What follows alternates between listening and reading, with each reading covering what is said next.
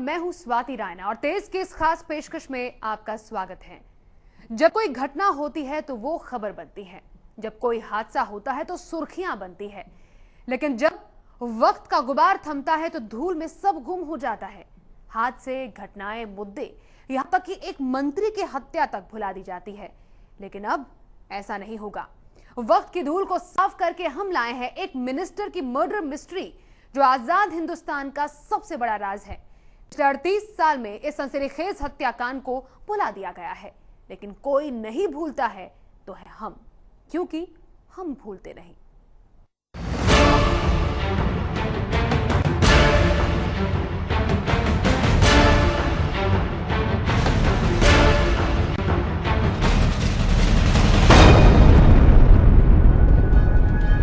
एक धमाका, एक मंत्री का कत्ल, 38 साल, लेकिन कातिल का कोई सुराग नहीं।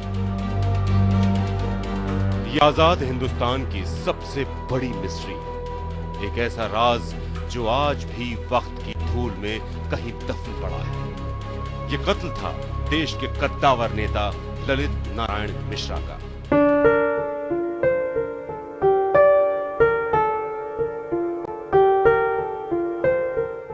ललित नारायण मिश्रा, एक ऐसा नाम जिसे आज भुला दिया गया है, लेकिन कभी वो वक्त भी था जब इस नाम के बिना इस मुल्क की सियासत की कोई भी कहानी पूरी नहीं होती थी।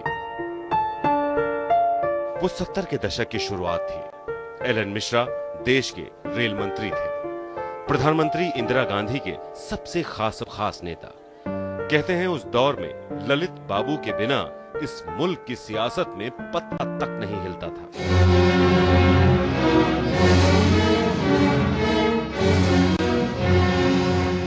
लेकिन अचानक देश की फिजा बदलने लगी। 1974 तक आते आते जयप्रकाश आंदोलन जोर पकड़ चुका था। भ्रष्टाचार सबसे बड़ा मुद्दा था और एक लाइसेंस कांड में कुछ छींटे एल एन मिश्रा के दामन पर भी पड़े।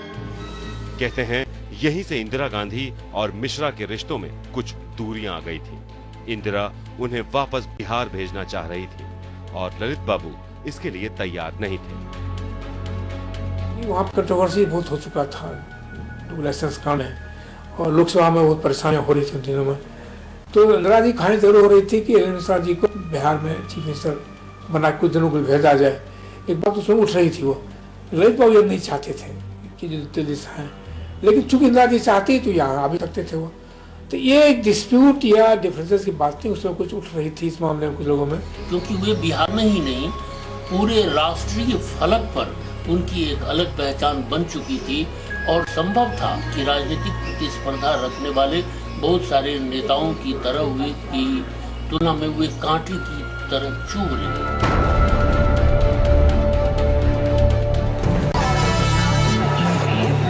इसी सियासी हलचल के बीच साल 1975 में दस्तक दी। वो 2 जनवरी की तारीख थी। एल एन मिश्रा को समस्तीपुर रेलवे स्टेशन पर मुजफ्फरपुर ब्रॉडगेज का उद्घाटन करना था, लेकिन उनके छोटे भाई और उस समय राज्य के सिंचाई मंत्री जगन्नाथ मिश्रा ने उन्हें वहां आने से मना किया। हमने टेलीफोन किया उनसे, अगर यहाँ की ठीक नहीं है तो कैसे कर दीजिए, लेकिन हम नहीं कैसे करेंगे। काफी लेट से आए, यहाँ से हम लोग दरभंगा गए, दरभंगा से संस्कृत यूनिवर्सिटी में फंक्शन था, वो करके ट्रेन से समस्तीपुर आए। सोचने में परेशानी लोग समझ रहे थे कि क्यों नहीं तो आए। ये शंका नहीं थी ये घटना की।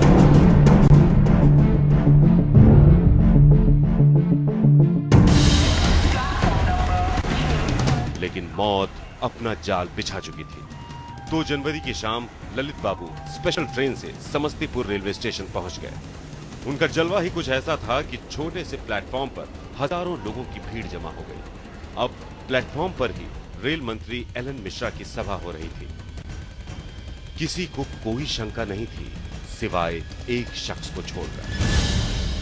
शंका हमको भी लग रही थी, चूंकि प्लेटफॉर्म पर एक लिमिटेड जगह में इतने लोग और सिक्योरिटी हो गई। हम जब पहुंचे वहाँ पे हम, तो हमने सब प्रोग्राम रेलवे का था, तो हमको अपना शक यह हो गया प्रोग्राम कंजेशन के बारे में कि सिक्योरिटी एंगल से न उसकी वो तो दूरी थी जितना एक वीआईपी फ्लाइट करने के लिए दूरी होनी चाहिए, नजदीक था डैश लोग जमा थे हुआ, तो हम जितना देर बैठे रहे हमेशा हमारे सशंकित थे। जगन्नाथ मिश्रा को जिस बात का डर था वही हुआ। शाम 5:45 बजे जैसे ही ललित बाबू ने अपना भाषण खत्म किया, सुनाई दिया एक जोरदार धमाका। भाषण का खत्म हो रहा है कि ब्लास्ट हुआ, तब भी गिर गए, ले दो गिर गए। तो लेकिन हमको भी लगा कि जो ललित बाबू को कोई खास नहीं हुआ है। ग्रेनेड के छर्रों से हुए जख्म के निशान आज भी जगन्नाथ मिश्रा के जिस्म पर मौजूद हैं। इस धमाके में उन्हें कम और ललित नारायण मिश्रा को ज्यादा चोटें आई थी। सभी को भरोसा था कि ललित बाबू को कुछ नहीं होगा, लेकिन दुनिया ने अभी कातिलों की आधी साजिश देखी। पूरी साजिश का वक्त तो अब शुरू हुआ था, जिसका अंजाम एक रेल मंत्री की मौत के साथ पूरा होने वाला था। पटना से तेज के लिए कुमार अभिषेक की रिपोर्ट। 38 साल बाद भी सवाल उठता है कि बम धमाके में घायल होने के बाद रेल मंत्री ललित नारायण मिश्रा को बचाया जा सकता था। जी हां, यह हो सकता था अगर साजिश अपना शिकंजा नहीं कसती। कैसे एक मंत्री को मौत के मुंह में धकेल दिया गया, हम आपको बताते हैं, क्योंकि हम उस साजिश को अब तक नहीं भूले हैं।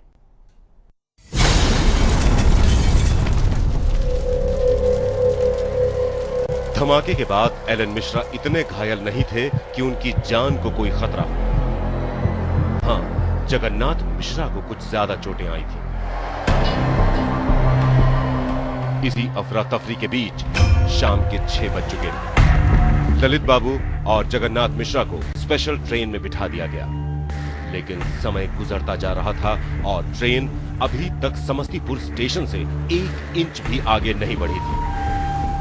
सोचिए कितनी गहरी साजिश होगी कि जिस ट्रेन में घायल रेल मंत्री हो वो पूरे 2 घंटे तक स्टेशन पर ही खड़ी रही। ट्रेन अब समय बीता जा रहा है, सब बीता जा रहा है, ट्रेन खुल नहीं रही है। तो जो लोग थे वहां पे, कुछ लोग ऐसे थे जिन पर हमको मन लग रहा था क्यों नहीं ट्रेन खुल रहा है। पीछे पीछे चला कि कोई आदमी था जो ट्रेन डिले हो जाए न चले, सब कुछ हमारे मन में ये हम सब बेहोश हो गए पीछे।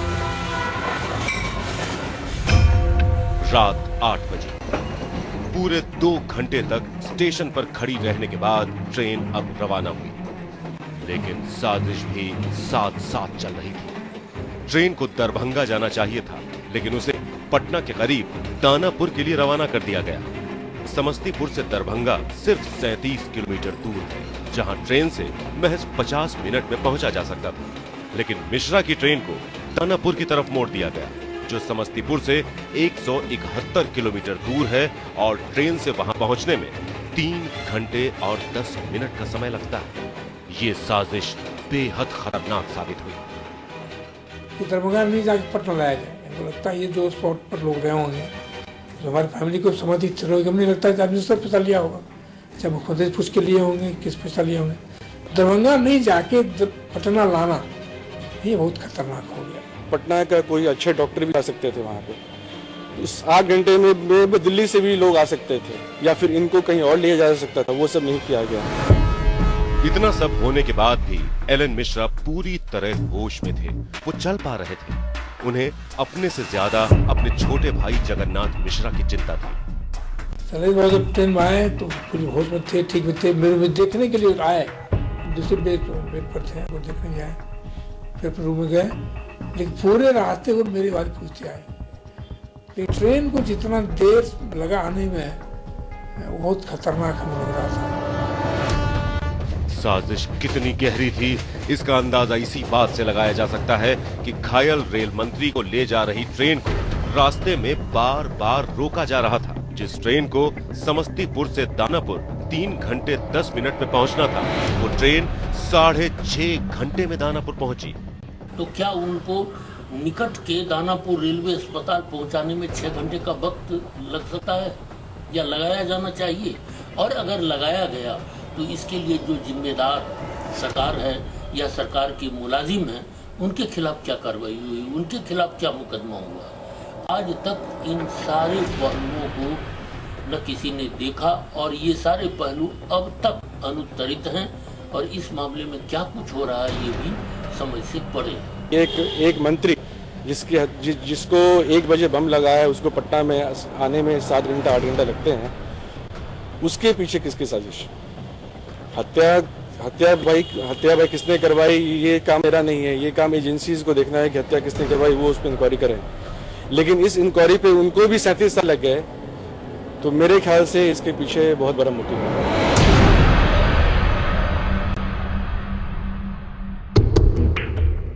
रात 12:30 बजे के आसपास ललित बाबू को दानापुर रेलवे अस्पताल पहुंचाया गया।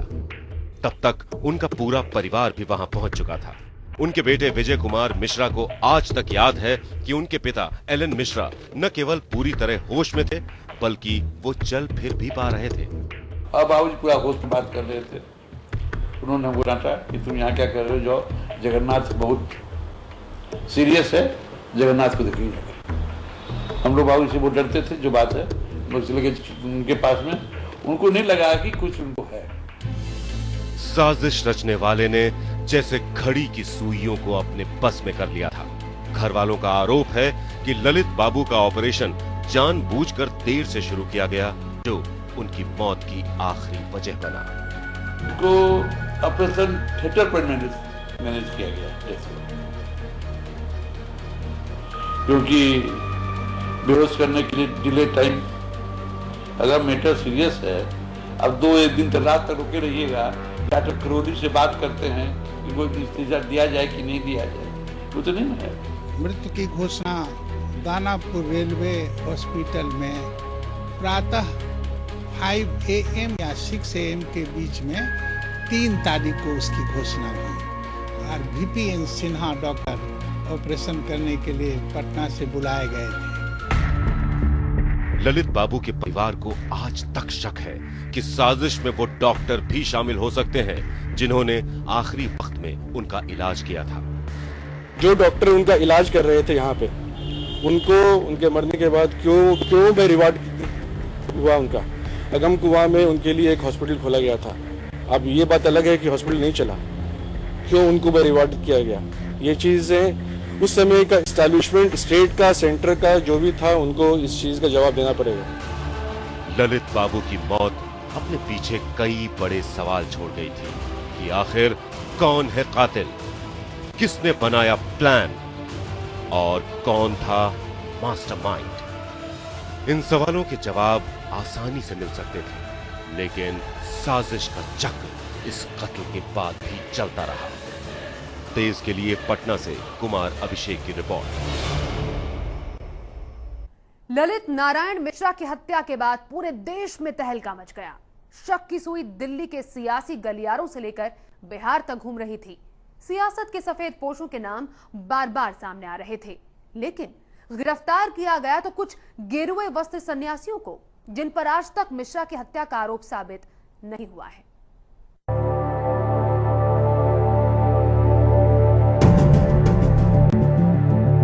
ललित नारायण मिश्रा की हत्या की जांच सीबीआई और बिहार सीआईडी को सौंप दी गई। कुछ लोगों को हिरासत में भी लिया गया, लेकिन मामला आगे नहीं बढ़ा।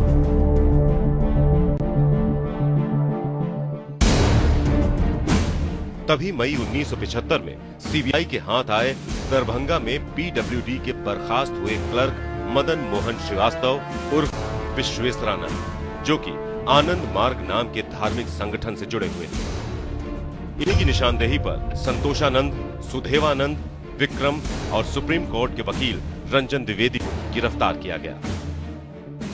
क्योंकि मैं आंदमार्गियों का वकील हुआ करता था, आंदमार्गी को फंसाने के लिए आपको मैंने बताया कि 2 आदमी पहले जुर्माना कबूल कर चुके थे। चूंकि इमरजेंसी नाराजी को लगाना था, तो बहाना बनाया गया, पार्लियामेंट में स्टेटमेंट दिया गया कि एल शाह और A&A केस वो लोग आंदमार्गी को अंजाम देना चाह रहे हैं, इसलिए आंदमार्गी को फंसाया गया।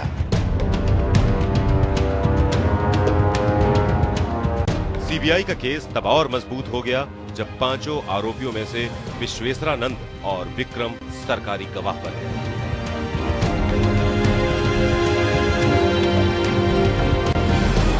सीबीआई ने दावा किया कि यह हत्या आनंद मार्गियों के प्रमुख आनंद मूर्ति की गिरफ्तारी का बदला लेने के लिए की गई, क्योंकि आनंद मूर्ति के शिष्यों को लगता था कि बिहार के तत्कालीन मुख्यमंत्री अब्दुल गफूर एलन मिश्रा के मोहरे हैं और उनके गुरु की गिरफ्तारी मिश्रा के इशारे पर की गई है। इस समय तक देश में इमरजेंसी लग चुकी थी, इसीलिए सीबीआई की इन दलीलों पर किसी ने सवाल उठाने की हिम्मत नहीं की। माहौल था, चारों तरफ सिपाही घेरे रहते थे और जब मैं जाता था कोर्ट में तो सभी लोगों को कोर्ट से बाहर कर दिया जाता था और उसके बाद वो जज को उन्होंने जो दरखास्त दिया हो उस पर जज कुछ ऑर्डर किए और फुल मिलोई लेकर के चल देते थे। 5 आदमी एक साथ, एक आदमी मुंह पर बूट रखता था, 2 आदमी पैर होल्ड करता था और बिहार में उस सिस्टम का रोल जो रहता है उससे पैर पर कितना पीटता रहा। सीबीआई जांच पर किसी को भरोसा नहीं था, लेकिन सबसे पहले चुप्पी तोड़ी ललित बाबू की पत्नी कमलेश्वरी देवी ने। ललित बाबू की पत्नी कमलेश्वरी देवी ने एक इंटरव्यू में आनंद मार्गियों को बेगुनाह बताते हुए सीबीआई की जांच पर सवाल उठाए। आनंद मार्गी कोई हाथ नहीं है, कोई धार्मिक संस्था हो कैसे भी हो, वो बाबूजी के साथ से काम नहीं कर सकते, क्योंकि खुद वो पूजा पाठ करते थे। उस सब संबंध से किसी से उनका संबंध खराब नहीं। इतने साल गुजरने के बाद जब तेज ने मामले की पड़ताल की तो सामने आया कि सरकारी गवाह विक्रम से दानापुर जेल में जेलर हैदर अली ने पूछताछ की थी, जिसमें विक्रम ने माना था कि सीबीआई ने दबाव देकर उससे झूठ बुलवाया है। उसको जब हम लोगों ने पूछा तो ब्रेक करके वो सारा कन्फेस किया कि सब हमको सिखा पढ़ा के लालच देके डरा करके हमको ये कहवाया गया। ललित बाबू की हत्या के पीछे आनंद मार्गी नहीं बल्कि कोई और है, ये राज बिहार सीआईडी खोलने ही वाली थी कि सीबीआई ने एक और अड़ंगा डाल दिया। सीबीआई ने सुप्रीम कोर्ट में अर्जी दे दी कि मामला दिल्ली की अदालत में शिफ्ट किया जाए, क्योंकि बिहार सीआईडी मामले में बेवजह दखल दे रही है। और इस तरह मामला न केवल सीआईडी के हाथ से निकला बल्कि ये और उलझ भी गया। तेज के लिए पटना से कुमार अभिषेक के साथ दिल्ली से संजय शर्मा की रिपोर्ट।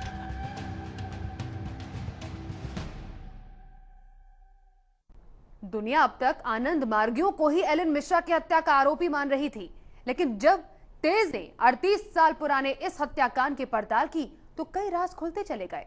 तेज ने ढूंढ निकाले वो 2 चेहरे जिन्होंने कभी खुद माना था कि उन्होंने ही की है रेल मंत्री ललित नारायण मिश्रा की हत्या।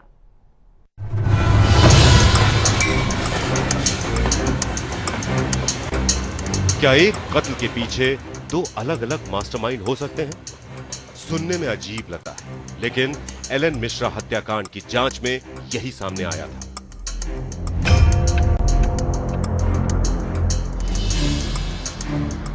तेज ने जब 38 साल पुरानी फाइलों की पड़ताल की तो सामने आए कुछ कागजात और ये 2 चेहरे, अरुण कुमार मिश्र और अरुण कुमार ठाकुर, जिन्होंने ललित बाबू की हत्या का जुर्म खुद अपने मुंह से कबूल किया था।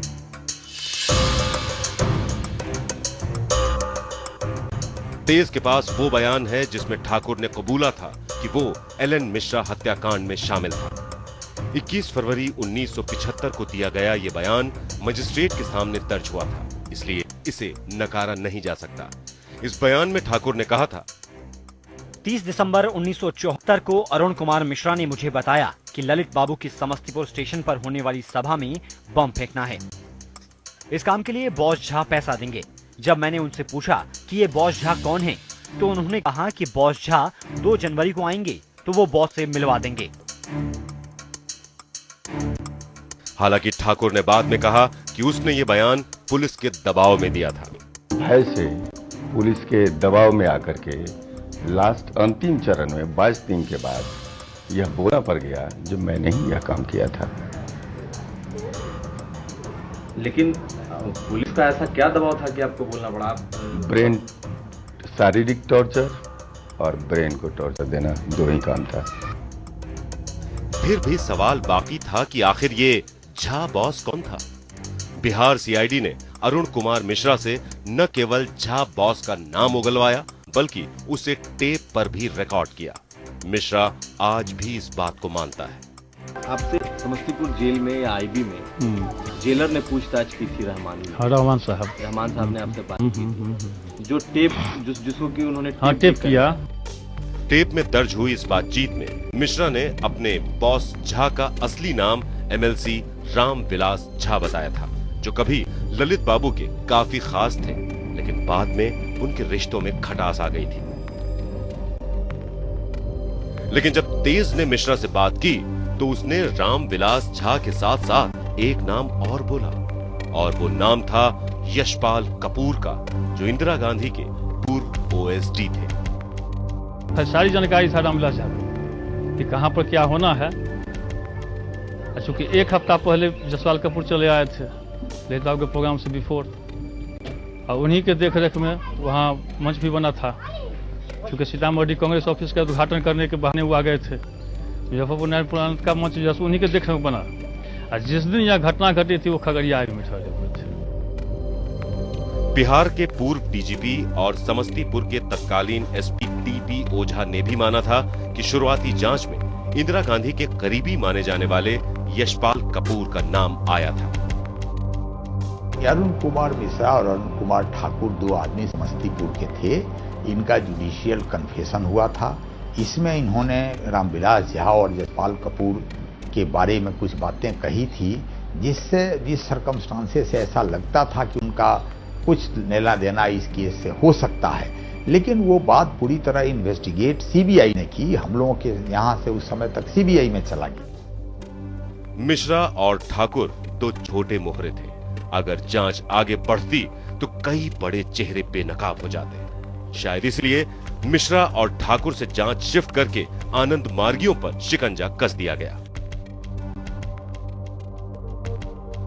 ललित बाबू के परिवार वाले भी मानते हैं कि इस हत्या के पीछे दिल्ली में बैठे कुछ ताकतवर लोगों का हाथ था। मिश्रा जी की कोई काम ऐसा नहीं था जिससे इंदिरा जी पर कुप्रभाव पड़े या कमजोर हो गए। इनका devotion, commitment, loyalty Indira ji प्रति बहुत तेजी थी।